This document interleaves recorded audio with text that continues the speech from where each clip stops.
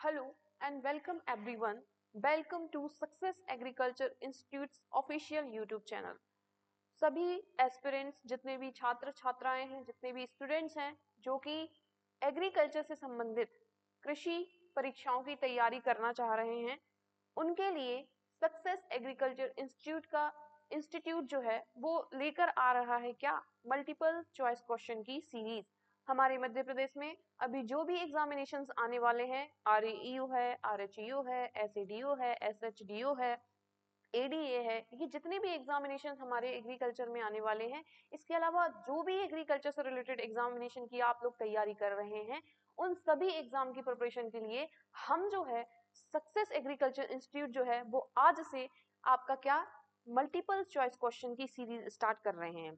तो आप लोग यदि अपनी तैयारी को बहुत अच्छी करना चाहते हैं और अपने एग्जाम में अपनी सफलता को सुनिश्चित करना चाहते हैं, तो हमारे साथ जुड़िए और अपनी तैयारी को और भी इम्प्रूव कर सकते हैं।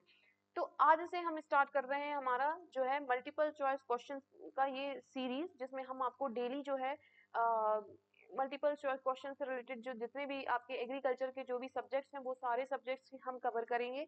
और आज जो हम स्टार्ट कर रहे हैं हॉर्टिकल्चर से स्टार्ट कर रहे हैं, हम हॉर्टिकल्चर को कवर करेंगे और जितने भी एग्रीकल्चर के जितने भी सब्जेक्ट्स हैं सारे सब्जेक्ट्स को हम एक वन बाय वन कवर करते जाएंगे। तो मैं आप लोगों का बहुत बहुत स्वागत करती हूँ और चलिए हम अपनी जर्नी को आज से स्टार्ट करते हैं। तो आपके सामने जैसा कि दिख ही रहा है बोर्ड पर, जो आपका पहला क्वेश्चन है कौन सा है, चलिए आइए हम देखते हैं। The word horticulture is derived from two Latin words, है ना। बहुत बेसिक्स क्वेश्चन है, बहुत बेसिक्स से हम चल रहे हैं। ऑफ कोर्स आप लोगों को इसका आंसर पता भी होगा, लेकिन बहुत से बच्चे ऐसे होंगे जिन्हें इसका आंसर नहीं पता होगा, है ना। तो उनके लिए भी ये बेनिफिशियल होने वाला है। तो यहाँ पे लिखा है the word horticulture is derived from two Latin words, है ना। दो लैटिन वर्ड से पहला होता है आपका हॉटस और फिर दूसरा कौन सा होता है वो आपको यहाँ से आंसर में बताना है। हिंदी में देख लेते हैं। हॉर्टिकल्चर शब्द दो लैटिन शब्दों से लिया गया है, हॉटस प्लस क्या। तो आप लोग मुझे इसका ऑप्शन जो है वो कमेंट सेक्शन में बताएंगे, ठीक है। तो यहाँ पे जो है हॉर्टिकल्चर जो आपका शब्द होता है, हॉर्टिकल्चर जो है वो आपके दो लैटिन शब्दों से लिया गया है। हॉर्टिकल्चर जो है वो आपके टू लैटिन शब्दों से लिया गया है। फर्स्ट है आपका हॉटस, फर्स्ट है आपका हॉटस और सेकेंड होता है आपका कल्चरा। फर्स्ट होता है आपका हॉटस और सेकेंड होता है आपका क्या, कल्चरा। हॉटस का मतलब होता है गार्डन, हॉटस का मतलब होता है गार्डन और कल्चरा का मतलब होता है कल्टीवेशन। कल्चरा का मतलब होता है कल्टीवेशन, मतलब कल्टीवेशन। तो हॉर्टिकल्चर जो शब्द है वो टू लैटिन शब्दों से लिया गया है, दो लैटिन भाषा से लिया गया है। वो जो दो लैटिन शब्द हैं, टू लैटिन वर्ड से लिया गया है। वो जो दो लैटिन वर्ड्स हैं, पहला है आपका हॉटस, दूसरा है आपका कल्चरा। जो हॉटस है इसका मतलब होता है गार्डन, इसका मतलब होता है उद्यान, और जो कल्चरा है इसका मतलब होता है कल्टीवेशन या फिर खेती करना, है ना। तो जब हम उद्यान की खेती करते हैं तो उसे हम क्या बोलते हैं, उसे हम कहते हैं हॉर्टिकल्चर। तो यहाँ पे आपका आंसर जो आ जाएगा वो आपका कौन सा आ जाएगा, फर्स्ट आ जाएगा, है ना। यहाँ पे कल्टूरा लिखा है, एक्चुअली वो कल्चरा है, कल्चरा, ठीक है। तो यहाँ पे आपका जो आंसर हो जाएगा वो हो जाएगा आपका ऑप्शन नंबर 1, ठीक है। फर्स्ट देन अब नेक्स्ट क्वेश्चन है आपका क्या, नेक्स्ट क्वेश्चन आप लोगों के सामने है, which of the following is not a branch of horticulture. ठीक है, आप लोगों ने हॉर्टिकल्चर पढ़ा होगा, तो आप लोग मुझे ये बताएंगे कि इनमें से ये जो चार ऑप्शंस दिए गए हैं, निम्नलिखित में से कौन सा उद्यानिकी की शाखा नहीं है। आप लोगों को ये आंसर में कमेंट सेक्शन में मुझे आंसर करना है और बताना है कि कौन सी जो है उद्यानिकी की शाखा नहीं है, ठीक है। तो पहला है आपका ऑलरिकल्चर, सब्जी विज्ञान, दूसरा है आपका सिट्रीकल्चर, सिट्रस विज्ञान, तीसरा है आपका फ्लोरिकल्चर, पुष्प विज्ञान, और चौथा है आपका एपीकल्चर, मधुमक्खी पालन। तो आप लोगों को जल्दी से ये कमेंट सेक्शन में आंसर देना है कि कौन सा जो है वो आपका ब्रांच नहीं है हॉर्टिकल्चर की।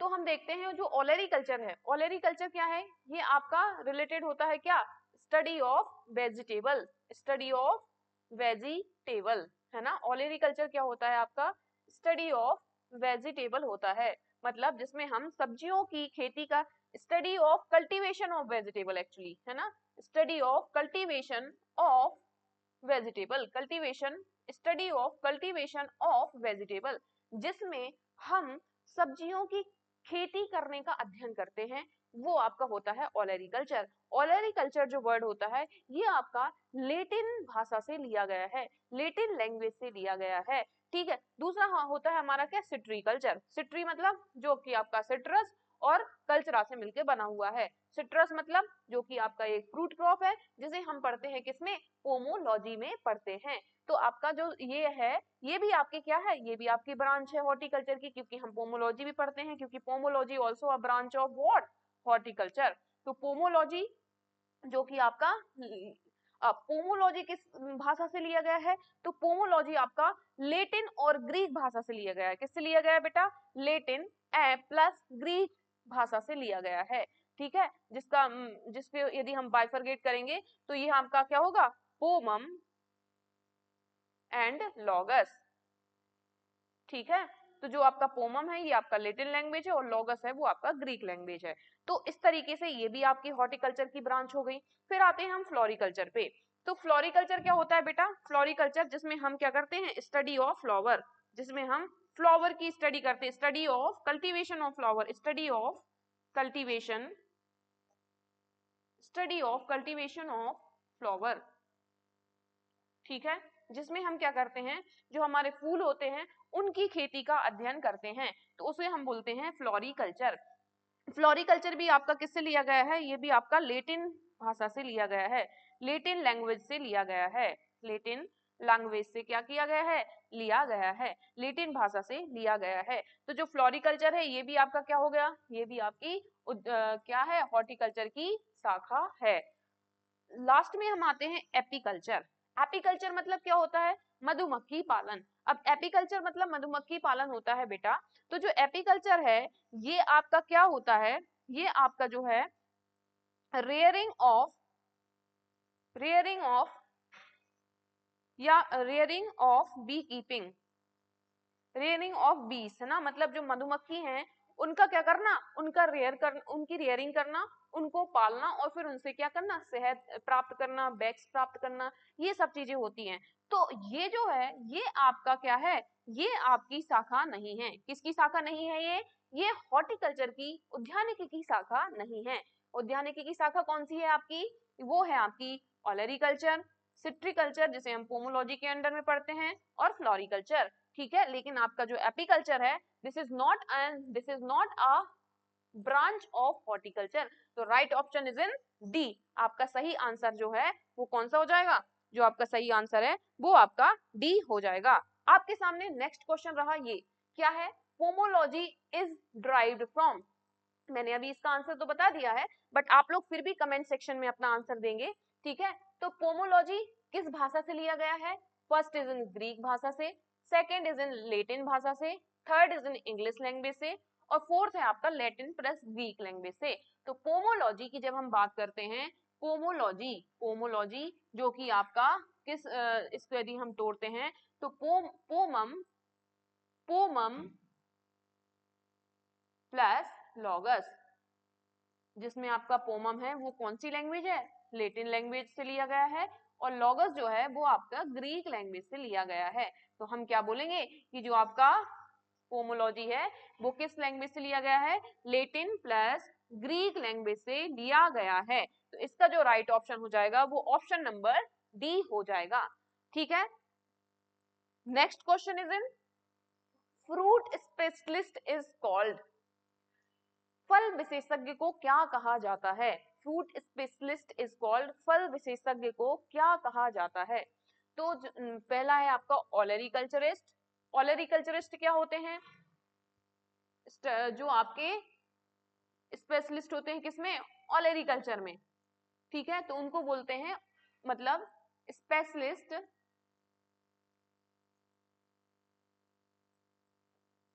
स्पेशलिस्ट ऑफ ओलेरिकल्चर, ठीक है। तो जो आपके ओलेरिकल्चर के स्पेशलिस्ट होते हैं उन्हें हम बोलते हैं ओलेरिकल्चरिस्ट। फिर होता है हमारा क्या, पोमोलॉजिस्ट, मतलब ये क्या होते हैं आपके स्पेशलिस्ट होते हैं, स्पेशलिस्ट ऑफ फ्रूट क्रॉप। ठीक है, तो जो आपके फ्रूट्स के स्पेशलिस्ट होते हैं वो आपके पोमोलॉजिस्ट होते हैं। फिर आते हैं कौन, फ्लोरिकल्चरिस्ट। तो फ्लोरिकल्चरिस्ट कौन होते हैं, specialist of flower, specialist of flower production या फ्लावर, तो वो आपके क्या कहलाते हैं, फ्लोरिकल्चर कहलाते हैं। और last is agriculturist, specialist of agriculture. ठीक है, तो जो आपके एग्रीकल्चर के स्पेशलिस्ट होते हैं वो आपके क्या कहलाते हैं, एग्रीकल्चरिस्ट कहलाते हैं। तो यहाँ पे हमारा जो स्पेशलिस्ट ऑफ क्या है, स्पेशलिस्ट ऑफ फ्रूट क्रॉप है, वो कौन से हैं, आपके पोमोलॉजिस्ट। और हम ये फ्रूट क्रॉप मतलब फल विशेषज्ञ है ना, जिसमें आपके जो फल की विशेषज्ञ हैं वो कौन है आपके, वो ही आपके क्या कहलाएंगे, वो आपके पोमोलॉजिस्ट कहलाएंगे। तो ऑप्शन क्या हो जाएगा आपका, बी ऑप्शन हो जाएगा। ठीक है, इस क्वेश्चन का जो राइट ऑप्शन हो जाएगा वो बी ऑप्शन हो जाएगा। ठीक है, चलिए नेक्स्ट पे आते हैं हम। Which method of the planting consist of 15% more plants compared to square system. इन चारों विधियों में से जो प्लांटिंग की हमने विधियां पढ़ी हैं, प्लांटिंग की जो मेथड्स पढ़ी हैं, प्लांटिंग जो हमारी प्लांटिंग मेथड्स होती हैं वो कितनी होती हैं, और उनमें से जो है ऐसी कौन सी विधि है जिसमें, कौन सी रोपण विधि वर्ग विधि की तुलना में 15% अधिक पौधे लगाती है। आपको आंसर ये देना है। पहली है आपकी हेक्सागोनल मेथड, दूसरी है आपकी रेक्टेंगुलर मेथड, तीसरी है आपकी ट्रायंगुलर मेथड, और चौथी है आपकी कंटूर मेथड। कंटूर क्या होती है, when plants are planted on a hilly region, जब प्लांट्स को कहाँ प्लांट किया जाता है, हिली रीजन पे किया जाता है। जब प्लांट्स को कहाँ प्लांट किया जाता है, जो पहाड़ी क्षेत्र होते हैं उन पे जब प्लांट्स को लगाया जाता है तो वो आपके क्या होती है, कंटूर मेथड होती है। दूसरे आ जाते हैं हम किस पे, ट्रायंगुलर मेथड में। त्रिकोणीय विधि, त्रिकोणीय विधि में क्या होता है कि आपका त्रिभुज आकार का जो आपका लेआउट बनता है और उसमें इन जो कॉर्नर्स होते हैं, इन कॉर्नर्स पे आपके प्लांट को क्या किया जाता है, प्लांट किया जाता है। इन कॉर्नर्स पे प्लांट को प्लांट किया जाता है। फिर हमारा ये जो विधि होती है, ये जो मेथड होती है, ये बहुत डिफिकल्ट होती है और इसमें कॉस्ट भी ज्यादा आती है। ठीक है, फिर आते हैं हम रेक्टेंगुलर मेथड पे। रेक्टेंगुलर मेथड जो होती है जिसमें plant to plant and row to row distance are not equal, है ना, डिस्टेंस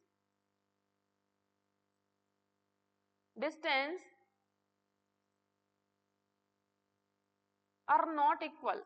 इसमें क्या होती है, जो प्लांट टू प्लांट और रो टू रो डिस्टेंस होती है वो क्या होती है, वो इक्वल नहीं होती है, बराबर नहीं होती है। इसमें पौधों से पौधों की दूरी और पंक्ति से पंक्ति की दूरी बराबर नहीं होती है। तो ये हो जाता है आपका कौन सा, रेक्टेंगुलर मेथड।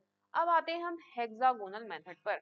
हेक्सागोनल मेथड क्या होती है बेटा, हेक्सागोनल मेथड जिसे हम समभुज त्रिभुज भी कहते हैं। समभुज त्रिभुज क्यों कह रहे हैं, ये होती है आपकी हेक्सागोनल मेथड। इसमें कुछ इस तरीके का लेआउट बनता है जहां पे इन कॉर्नर्स पे प्लांट को प्लांट किया जाता है। इसे इक्विलेटरल ट्रायंगल क्यों कहते हैं, क्योंकि आप देख सकते हैं इसमें हर जगह से ट्रायंगल बन रहा होता है और जो कि इक्विलेटरल होता है इस तरीके से।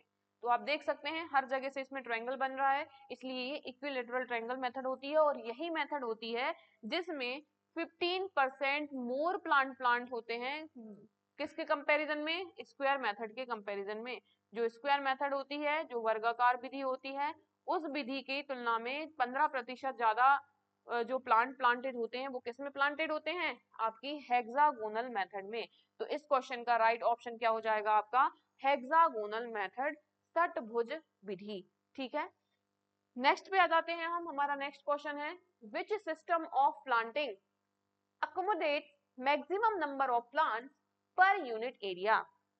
मतलब कौन सी रोपण प्रणाली प्रति इकाई क्षेत्र में अधिकतम पौधे लगाती है। ठीक है, तो यहाँ पे आपका पहला है स्क्वायर मेथड। स्क्वायर मेथड क्या होती है, मेथड जिसमें हमारा टोटल एरिया हम कैसे इसमें निकालते हैं, जो हमारा टोटल एरिया होता है जिसमें हमने प्लांट को प्लांट किया है डिवाइडेड बाय आपका plant to plant and row to row distance. अब जो आपकी प्लांट टू प्लांट और रो टू रो डिस्टेंस होती है वो आपके स्क्वायर मेथड में सेम होती है, इक्वल होती है, ठीक है। तो हम इस फॉर्मूले से नंबर ऑफ प्लांट हमारे काउंट कर लेते हैं, हम पता लगा लेते हैं। दूसरी हमारी जो मेथड है वो है आपकी हेक्सागोनल सिस्टम। हमने देखा कि इसमें क्या होता है 15% मोर प्लांट लगाते हैं कंपेयर टू स्क्वायर मेथड, है ना। जो स्क्वायर मेथड होती है उसके कंपैरिजन में 15% ज्यादा पौधे इसमें लगते हैं। तीसरा हमने अभी इसके पहले देखा था रेक्टेंगुलर सिस्टम, आयताकार विधि। इसमें भी हम इसका यदि हमें इसमें टोटल नंबर ऑफ प्लांट निकालने हैं तो किस एरिया में कितने कितने एरिया में प्लांट को लगाया गया है उस टोटल एरिया को डिवाइड करेंगे किससे, plant to plant and row to row distance से, जो कि प्लांट टू प्लांट और row to row distance equal नहीं होती है। इसके बाद आपकी कंटूर सिस्टम जो कि मैंने अभी आपको बताया था, जो कि हिली एरिया में जब प्लांट्स को प्लांट करते हैं तो वो आपकी कंटूर मेथड कहलाती है। तो यहाँ पे जो ये क्वेश्चन पूछा गया है कि which system of the planting accommodates maximum number of plants per unit area, तो हम देख पा रहे हैं कि जो हमारा 15% मोर प्लांट किसमें प्लांटेड होते हैं आपके हेक्सागोनल मेथड में। तो इसका राइट ऑप्शन क्या हो जाएगा, हेक्सागोनल सिस्टम। क्लियर हुआ, इसका राइट ऑप्शन क्या हो जाएगा, हेक्सागोनल सिस्टम, षटभुज विधि। हमारे नेक्स्ट क्वेश्चन है हमारी स्क्रीन पर, वो है soil suitable for fruit orchard, मतलब हमारे जो फल बाग होते हैं उनके लिए कौन सी मिट्टी उपयुक्त होती है। अब देखिए जब हम हमारे फ्रूट ट्री लगाते हैं तो उनमें हम स्पेशली जब हम सिलेक्शन ऑफ साइट करते हैं तो हम ये देखते हैं कि वहाँ की मिट्टी क्या होनी चाहिए, वहाँ प्रॉपर ड्रेनेज होना चाहिए, है ना, मतलब पानी रुके नहीं, प्रॉपर एयरेशन होना चाहिए, प्रॉपर मॉइस्चर भी होना चाहिए। तो ये सब चीजें किस सॉइल में प्रेजेंट होंगी, ऑब्वियस सी बात है किस में होंगी, आपकी सैंडी लोम सॉइल में। सैंडी लोम सॉइल जो होगी जिसकी प्रॉपर्टी होती है, इसमें क्या होता है, ये कॉम्बिनेशन होता है सिल्ट ये होता है कॉम्बिनेशन किसका, सैंड लोम और क्ले का, है ना। तो ये इसका कॉम्बिनेशन होता है किसका, सैंड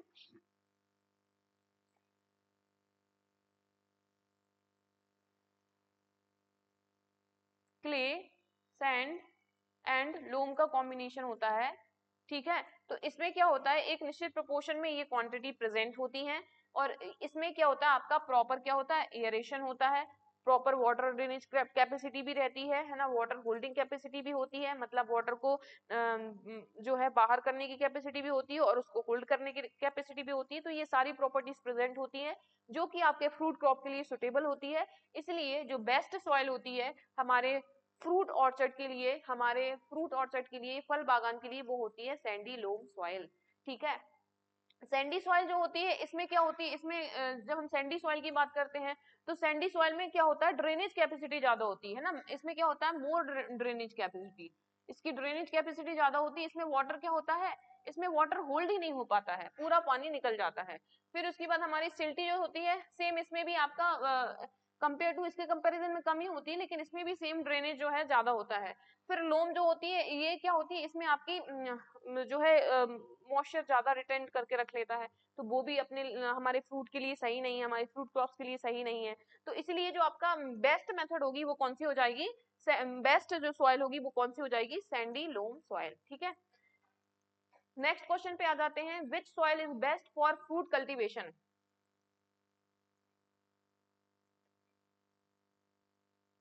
फल उत्पादन के लिए सबसे अच्छी मिट्टी कौन सी होती है, हमारे फलों के उत्पादन के लिए सबसे अच्छी मिट्टी कौन सी होती है, तो वो होती है आपकी डीप लोम, ठीक है। इसका ऑप्शन क्या आ जाएगा, डीप लोम। जो डीप लोम गहरी दोमट सॉइल होती है वो आपकी सबसे अच्छी होती है ना। उसमें जो भी रिक्वायरमेंट चाहिए हमारे फ्रूट्स के लिए, जैसे उसमें प्रॉपर ड्रेनेज होना चाहिए, वाटर मॉइस्चर रिटेंशन कैपेसिटी होना चाहिए, है ना, और न्यूट्रिएंट्स प्रॉपर होल्ड करके रखे, इस तरीके प्रॉपर एयरेशन हो, ये सारी क्वालिटीज इसमें प्रेजेंट होती हैं। इसलिए बेस्ट सॉइल होती है हमारे किसके लिए, फ्रूट प्रोडक्शन के लिए, फ्रूट कल्टीवेशन के लिए। नेक्स्ट आपके नेक्स्ट क्वेश्चन जो है वो है best method of planting in which row to row and plant to plant distance is same, है ना। कौन सी रोपण विधि में कतार से कतार एवं पौधे से पौधे की दूरी समान होती है। अभी मैंने आपको थोड़ी देर पहले एक्सप्लेन करके भी बताया था कि plant to plant and row to row distance यदि सेम है तो हम किस मेथड से जो है हम कैलकुलेट करेंगे, और वो कौन सी मेथड थी। यदि हमारी plant to plant and row to row distance same नहीं है तो फिर वो कौन सी मेथड थी, ये सब मैंने आपको अभी थोड़ी देर पहले एक्सप्लेन किया है। तो देख लेते हैं हम यहाँ पे। सबसे पहले हम देखते हैं हेक्सागोनल मेथड। हेक्सागोनल मेथड क्या होती है? हेक्सागोनल मेथड जिसमें plant to plant and row to row distance same तो नहीं होती, मतलब इसमें 15% मोर प्लांट जो है प्लांटेड किए जाते हैं किसके कंपैरिजन में? स्क्वायर मेथड के कंपैरिजन में।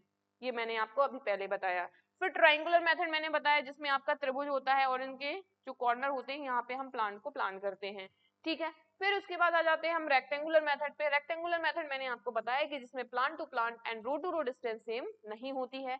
फिर आते हैं हम स्क्वायर मेथड पे। यही मैंने आपको बताया था कि स्क्वायर मेथड में plant to plant and row to row distance are same, मतलब plant to plant and row to row distance जो होती है इसमें सेम होती है, मतलब पौधे से पौधों की दूरी और पंक्ति से पंक्ति की दूरी बराबर होती है। इसलिए हमारी जो मेथड होगी वो कौन सी होगी? स्क्वायर मेथड होगी। क्लियर हुआ? Next question, how much more plant should be bought from market in all methods of planting? रोपण की सभी विधियों में बाजार से कितने प्रतिशत अधिक पौधे लेने चाहिए?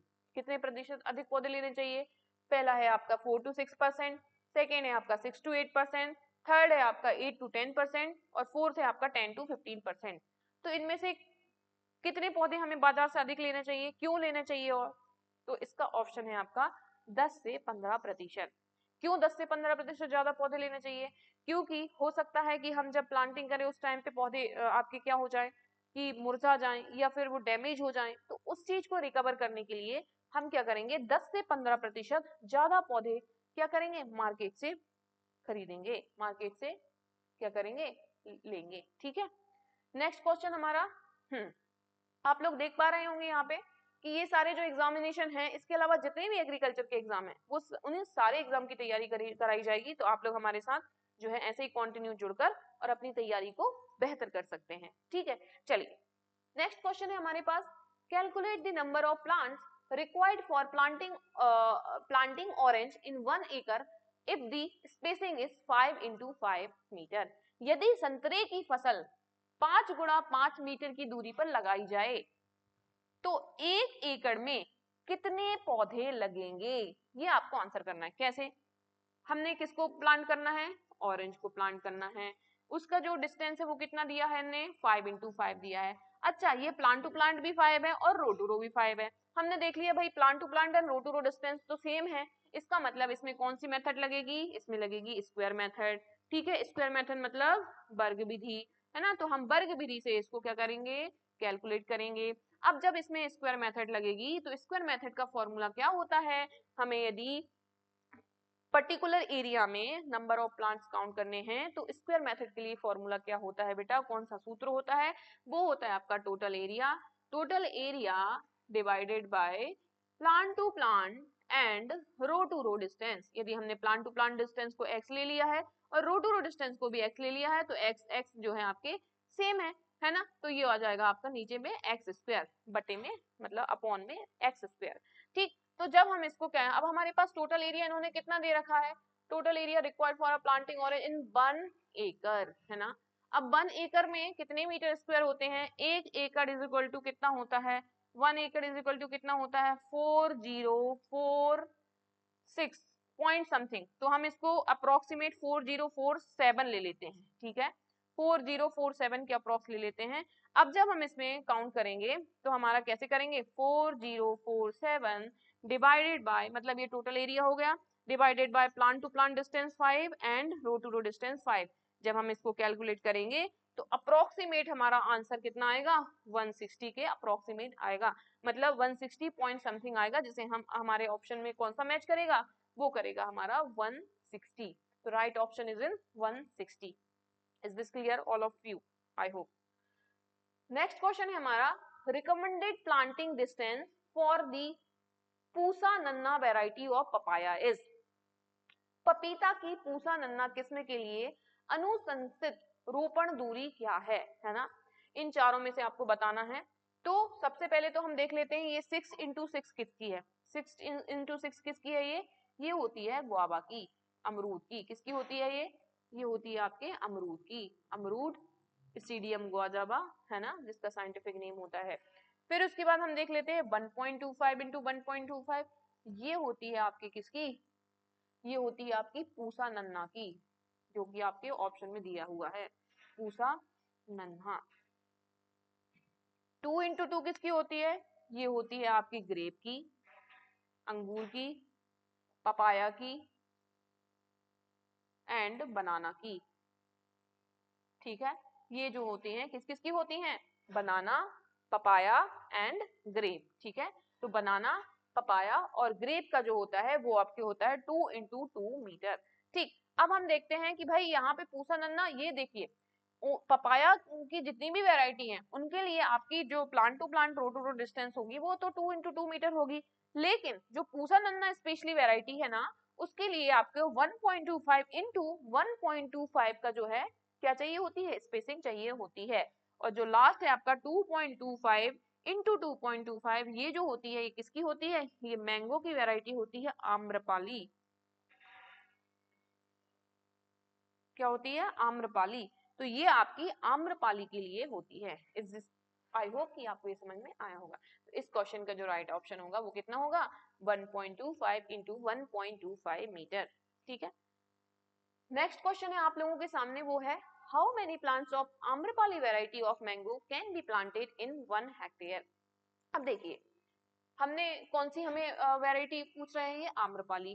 ठीक है, आम्रपाली मतलब 1 हेक्टेयर में आम की आम्रपाली किस्म के कितने पौधे लगाए जा सकते हैं, ये वो पूछ रहे हैं। ठीक है, अब आप देख सकते हैं कि जो आम्रपाली वैरायटी है वो क्या है, उसकी हमने डिस्टेंस देखी तो क्या थी, अभी हमने अभी डिस्टेंस देखी आम्रपाली की, वो थी हमारी 2.25 इंटू 2.25 मीटर, है ना, ये भी मीटर में था और ये भी मीटर में था।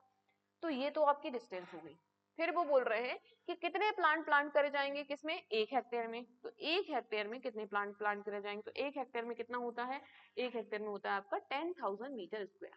ठीक है, अब हम देखते हैं कि भाई यहाँ पे प्लांट और row to row distance same है, मतलब इसमें कौन सी मेथड का फॉर्मूला लगेगा, स्क्वायर मेथड का। ठीक है, किसकी कौन सी मेथड का लगेगा बेटा, स्क्वायर मेथड का लगेगा। तो वही आपका फॉर्मूला पुट करेंगे, total area divided by plant into plant,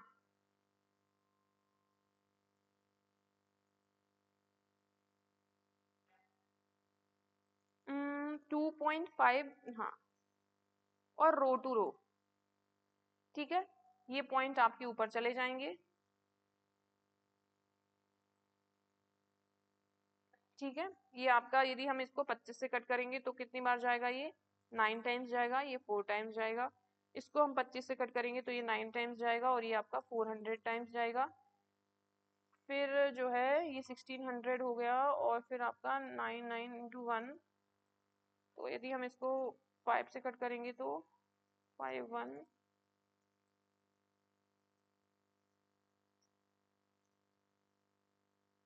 फिर हम इसको करते हैं, इसको ले लेते हैं, नहीं नहीं नहीं नहीं नहीं नहीं नहीं, एक्चुअली मुझे लगता है ये रॉन्ग है, डिस्टेंस डिस्टेंस रॉन्ग बता दी एक्चुअली, रुकिए बेटा थोड़ा सा।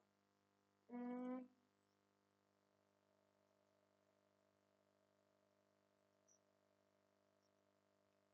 देखिए जो हमने अभी इसके पहले वाला क्वेश्चन देखा था ना आम्रपाली का, ये आपका 2.25 नहीं है, ये आपका 2.5 है एक्चुअली, 2.25 नहीं 2.5 है, डिस्टेंस कितनी है, 2.5, ये आपकी अब सही है।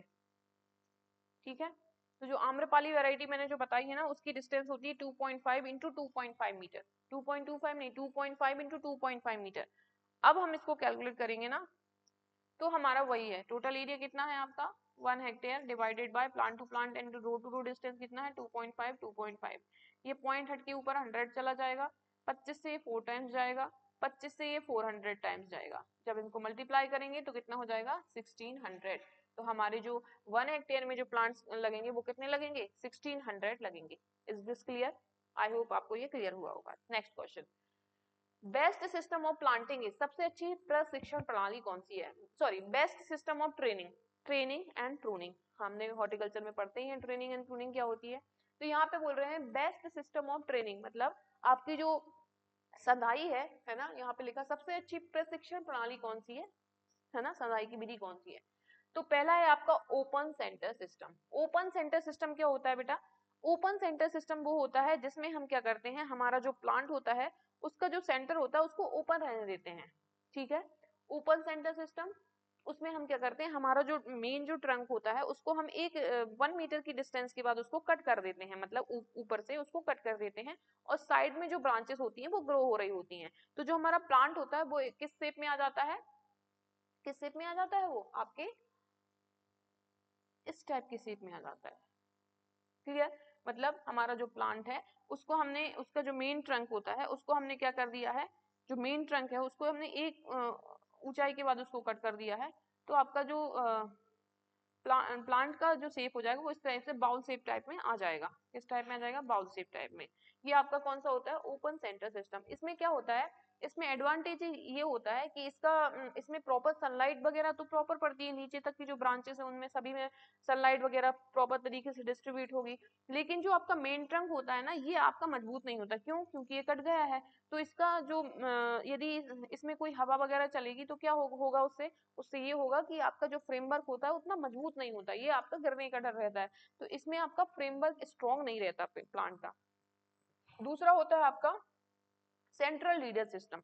सेंट्रल लीडर सिस्टम क्या कहता है कि जो हमारा मेन ट्रंक होता है उसको ग्रो करने दिया जाता है, मतलब वो आपका प्रॉपर जाता है और ये साइड में आपकी ब्रांचेस वगैरह रहती हैं इस तरीके से। तो इसमें क्या होता है कि आपका मेन ट्रंक को ग्रो करने दिया जा रहा है, तो ये आपका क्या रहता है, ये आपका मतलब स्ट्रॉन्ग फ्रेमवर्क तो रहता है, लेकिन इसमें सनलाइट प्रॉपर नीचे ब्रांचेस तक नहीं पड़ती हैं, ये इसमें डिसएडवांटेज है। और तीसरा होता है आपका modified leader system. Modified leader system क्या होता है, इन दोनों का कंबाइंड फॉर्म होता है। मतलब मॉडिफाइड लीडर सिस्टम की जब हम बात करते हैं तो मॉडिफाइड लीडर सिस्टम जो होता है वो आपका open centre system plus central leader system, इन दोनों का ही क्या होता है, कंबाइंड फॉर्म होता है। इट मींस कि जो बेस्ट होता है, मतलब इसके जो प्लस पॉइंट हैं और इसके जो प्लस पॉइंट हैं वो दोनों ही इसमें इंक्लूड कर लिए जाते हैं। इसका मतलब जो बेस्ट होता है वो कौन सा होता है आपका, मॉडिफाइड लीडर सिस्टम। तो जो ट्रेनिंग के लिए बेस्ट मेथड होती है वो कौन सी होती है, modified leader system. This is clear. Next, plants of following area do not need training specially। मतलब निम्नलिखित क्षेत्रों के पौधों को विशेष प्रशिक्षण की आवश्यकता नहीं होती। ये क्वेश्चन कह रहा है कि भाई हम ट्रेनिंग तो करते हैं लेकिन इनमें से मतलब कौन सा क्षेत्र है जहां पे जिनमें पौधों को क्या होती है, ट्रेनिंग की आवश्यकता ही नहीं होती। तो जैसे पहला है आपका हिली एरिया, दूसरा है आपका प्लेन्स, तीसरा है आपका बोथ और चौथा है आपका नन। तो जो आपके हिली एरियाज होते हैं ना बेटा, जो पहाड़ी क्षेत्र होते हैं ना, वहां पे आपको वहां के जो प्लांट्स होते हैं ना उनको ट्रेनिंग की आवश्यकता नहीं होती है, ठीक है। तो answer is in hilly areas. Next question है आपके सामने, suitable time for root pruning in rose. ठीक है, जो हमारे गुलाब में जड़ कटाई का उपयुक्त समय क्या होता है ना। जो गुलाब होता है, जो हमारा रोज होता है, जिसका साइंटिफिक नेम क्या होता है, रोजा इंडिका, रोजा इंडिका या फिर रोजा सिनेंसिस, ठीक है। इसकी जो फैमिली होती है वो क्या होती है, रोजेसी। इसका क्रोमोसोम नंबर कितने, ये आपकी क्या है, ये साइंटिफिक नेम हो गया, वैज्ञानिक नाम हो गया, ये फैमिली हो गई, कुल हो गई। फिर इसके जो क्रोमोसोम नंबर होते हैं वो कितने होते हैं, 28। और इसका जो ओरिजिन है, इसका जो उत्पत्ति स्थान है वो आपका इजिप्ट भी होता है, इजिप्ट, इंडिया भी होता है, ठीक है, और रोम भी होता है। ये तीनों इसके ओरिजिन होते हैं, ठीक है। तो यहाँ पर जो है आपका जो टाइम होता है आपके किसके लिए, आपके रोज के किसके लिए, रोज के प्रूनिंग के लिए, जो रूट प्रूनिंग होती है रोज में, उसके लिए बेस्ट टाइम कौन सा होता है, वो होता है आपका end of winter. End of winter मतलब शीत ऋतु का अंत जब होता है तब होता है। एंड ऑफ विंटर क्यों है, क्योंकि इस टाइम पे हमारा जो गुलाब होता है, जो रोज होता है, उसकी डोरमेंसी से वो बाहर आ रहा होता है, तो मतलब उसमें फ्लावर्स भी खिलेंगे, तो उस टाइम पे उसमें प्रूनिंग करना बेस्ट होता है।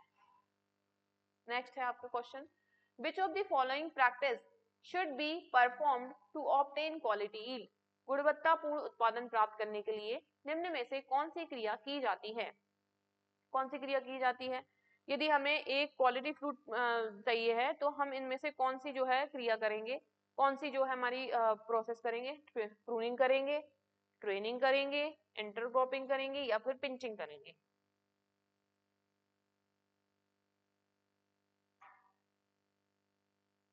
यहाँ पे हम देखते हैं प्रूनिंग। प्रूनिंग क्या होता है? सबसे पहले तो प्रूनिंग और ट्रेनिंग में डिफरेंस क्या होता है? ट्रेनिंग जो होती है वो आपकी नर्सरी स्टेज से स्टार्ट हो जाती है, मतलब आपको एक अपने प्लांट को एक ट्रेन करना है कि भाई तुम इस शेप में जाना है, इस तरीके से। और प्रूनिंग क्या होती है? उस शेप को बनाए रखना होता है। जैसे जो अनवांटेड जो आपकी क्या होती है, ब्रांचेस होती हैं, है ना, डिजीज्ड ब्रांचेस होती हैं, या जो अनवांटेड ग्रो हो रही हैं, उन सबको क्या करना, हटाना, ये सब प्रूनिंग कहलाता है। तो हमारा जो है, ठीक है, ये ट्रेनिंग प्रूनिंग में डिफरेंस हुआ। पिंचिंग क्या होता है? पिंचिंग जो होती है ये it is a type of pruning होती है, जिसमें हम क्या करते हैं, हमारे जो प्लांट होता है उसकी टिप में, उसकी टिप को क्या करते हैं, उसको रिमूव करते हैं विथ 2 to 3 लीव्स, 2 से 3 लीव्स के साथ, 2 से 3 पत्तियों के साथ, उसकी जो ऊपर वाला पोर्शन होता है, टिप वाला पोर्शन होता है, उसको रिमूव कर देते हैं। और इंटरक्रॉपिंग क्या होती है? इंटरक्रॉपिंग होती है, एक तो आपका इंटरक्रॉपिंग होती है और एक आपका होता है फिलर प्लांट। एक आपकी इंटरक्रॉपिंग है और एक आपका होता है फिलर प्लांट। तो इंटरक्रॉपिंग और फिलर प्लांट में क्या डिफरेंस होता है?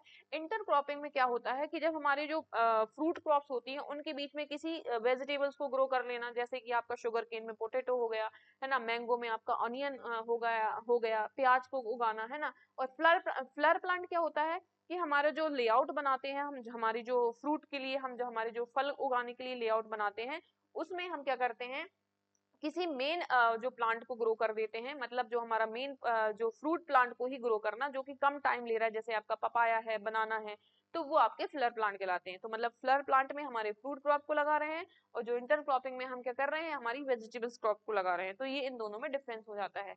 तो हमारा जो क्वेश्चन है वो कह रहा है, which of the following practice should be perform to obtain quality yield. तो क्वालिटी ईल्ड यदि हमें ऑब्टेन करनी है तो उसके लिए जो प्रैक्टिस करी जाती है वो कौन सी करी जाती है? वो करी जाती है प्रूनिंग। कौन सी करी जाती है? प्रूनिंग। प्रूनिंग क्यों करी जाती है? क्योंकि हमने अपने प्लांट को ट्रेन तो कर दिया है, उसको एक निश्चित आकार तो दे दिया है, लेकिन अब उस आकार से उसको मैनेज करने का काम करता है प्रूनिंग। मतलब कि यदि उसमें कोई डिसीज ब्रांचेस है, कोई अनवांटेड ब्रांचेस ग्रो कर रही है ना, तो इन कोई जिसमें डिसीज हो गए, इंसेक्ट पेस्ट लग गए हैं, उन सबको रिमूव करना, ये सब काम किसके अंडर में आता है? ये प्रूनिंग के अंडर में आता है। और यदि ये सब नहीं करेंगे तो हमारा जो क्वालिटी ऑफ प्रोडक्शन है, मतलब जो प्रोडक्शन की क्वालिटी है, वो क्या हो जाएगी? कम हो जाएगी। तो आपका जो आंसर आ जाएगा वो क्या आ जाएगा? वो आपका आ जाएगा pruning. Is this right? Okay, चलिए नेक्स्ट क्वेश्चन पे आते हैं हम। Which one requires heavy root pruning? किस फसल में अधिक जड़ कटाई की आवश्यकता होती है? इसका आंसर दीजिए। पहला ऑप्शन है मैंगो, दूसरा है एप्पल, तीसरा है जैकफ्रूट, एंड चौथा है लीची।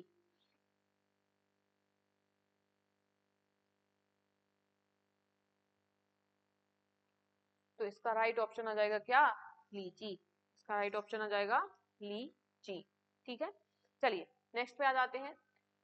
Optimum time of grape pruning. हमारा जो ग्रेप होता है, हमारे जो अंगूर होता है ना, अंगूर की कटाई का उपयुक्त समय है, कौन सा होता है अंगूर की कटाई के लिए उपयुक्त समय? जनवरी, अप्रैल, जुलाई या फिर अक्टूबर?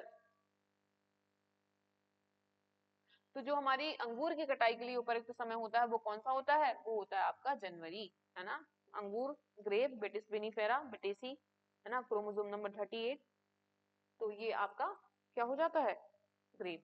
और लास्ट क्वेश्चन है आपके सामने, वो है the heading back and de suckering are the type of. Heading back एवं डी हॉर्निंग, और डी सकरिंग थोड़ा सा मिसप्रिंट है, लेकिन ये भी उसी का टाइप है, सेम ही है। ठीक है, D horning and de suckering किसके प्रकार है?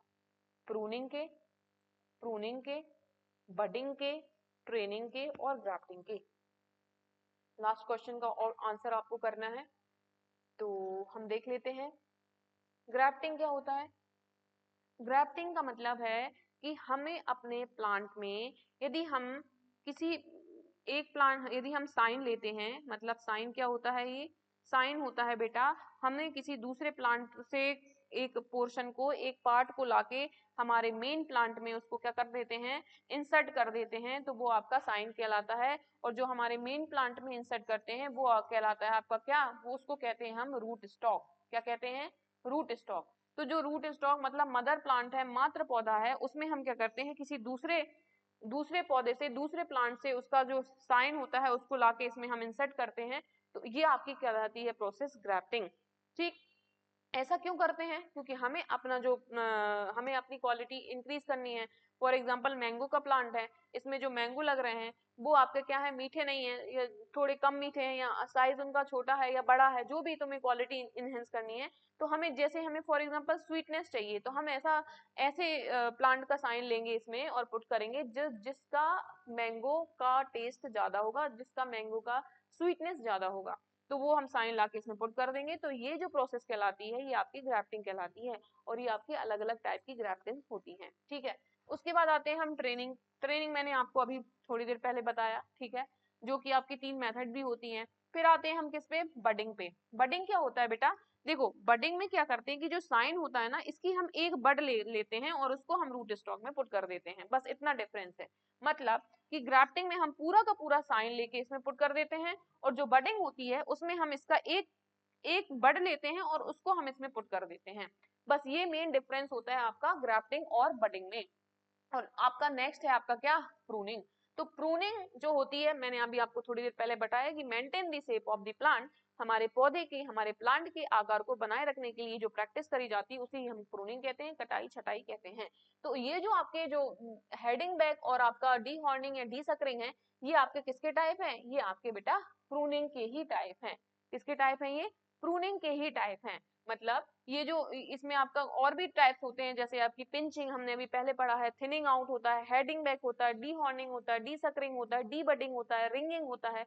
ये जितने भी नाम मैंने अभी बोले हैं ना, ये सारे आपके क्या होते हैं, ये सारे आपके प्रूनिंग में आ जाते हैं।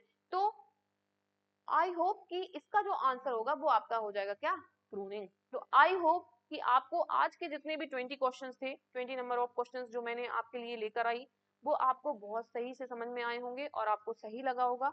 और मैं आशा करती हूँ कि आप लोग जो है इसी तरीके से हमारे साथ जुड़ेंगे, हमारे साथ जुड़ के अपनी तैयारी को जो है बहुत ज्यादा क्या करेंगे, अपनी तैयारी को एनहेंस करेंगे, है ना, इसे इम्प्रूव करेंगे। और जो भी आप एग्जामिनेशन के टारगेट कर रहे हैं, जैसे अभी जो एडीए की हमारा है ना नोटिफिकेशन आया है, फिर एसएडीओ, एसएचडीओ है, आरएयू है, आरएचयू है, एएफओ है ना, उसके बाद आपका इप्को है, क्रिप्को है, नाबार्ड है ना, जितने भी एग्रीकल्चरल एग्जामिनेशन होते हैं उन सभी के लिए, एनएससी है, नेशनल सीड कॉर्पोरेशन है ना, सीडब्ल्यूसी है, जितने भी हमारे एग्रीकल्चर के एग्जामिनेशन है उन सब के लिए ये वाली जो सीरीज हम चला रहे हैं ये बहुत ज्यादा इंपॉर्टेंट होने वाली है बच्चों। तो आप लोगों को हमारे साथ जुड़ना है और अपनी तैयारी को बेहतर करना है, साथ ही साथ में आपको लाइक करना है, सब्सक्राइब करना है और शेयर करना नहीं भूलना है। ठीक है, तो आज के लिए इतना ही, इसी तरह हमारे साथ जुड़े रहिए। ओके बच्चों, थैंक यू वेरी मच।